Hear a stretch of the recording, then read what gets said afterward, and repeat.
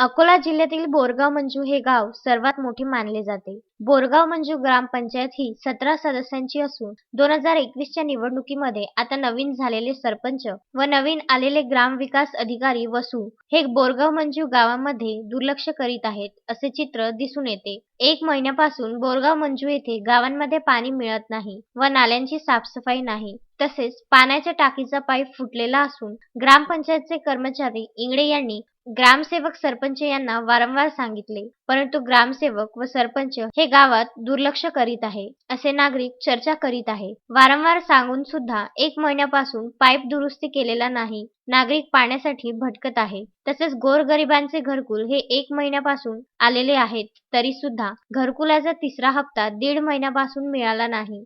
नागरिक ग्रामपंचायतमध्ये चक्रा मारून त्रस्त आहेत. ग्रामविकास अधिकारी वसू यांना बोरगाव मंजू येथील प्रभारी चार्ज दिला आहे. बोरगाव मंजू या गावाची लोकसंख्या अंदाजे 30 ते 35 हजार असून ग्रामविकास अधिकारी यांना फक्त बोरगाव मंजूत पदभार देण्यात यावा असे नागरिकांमध्ये चर्चा होत आहे. मी बोरगाव मंजूतून विलास गावंडे बोलतो. इथं हजारो लिटर पाण्याचं नासुडा होत आहे, तरी यांना इंगळे साहेबांना विचारलं असता इथं ते कारच येत आहे. त्याचं म्हणणं असं आहे की मी जिल्हा परिषदला माहिती दिली, ग्रामपंचायतला माहिती दिली, सदस्यांना सांगितलं, तरी कोणी हे पाणी बंद करायला कोणाला पाठवलं नाही.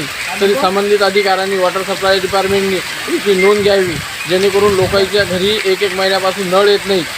15-15 दिवस झाले पाण्याचा थेंब नाही आहे घरात आणखी, आणि याचे हजारो लिटर पाण्याचा नासोडा होत आहे.